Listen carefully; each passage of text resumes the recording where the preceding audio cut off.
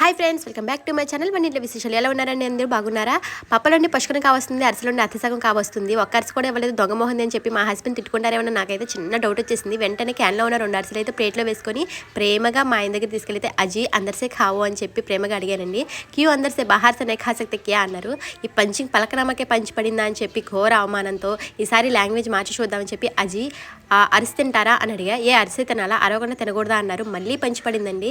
ఈసారి తట్టుకోలేక ప్రతిసారి నా మీదే పంచులు వేస్తున్నారేంటి అని ఆయన అయితే అరిసేసాను. మీ అన్నీ వేస్తే పడతావు కానీ నేను వేస్తే పడలేవా అని చెప్పి అయితే రివర్స్గా నన్నే క్వశ్చన్ చేశారు. సరే అని చెప్పి సైలెంట్ అయిపోయాం.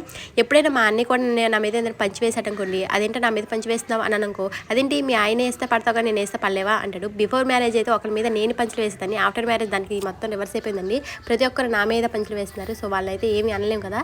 సో నేను కూడా వాళ్ళు వేసే పంచులకి అయితే చాలా హ్యాపీగా ఫీల్ అవుతుంటాను. మనల్ని కాకపోతే ఇంకెవరిని అంటారండి వాళ్ళు. సో అలా అయితే జరిగిపోతుంది. మీ లైఫ్లో కూడా ఎలా అయితే కమెంట్ చేయండి.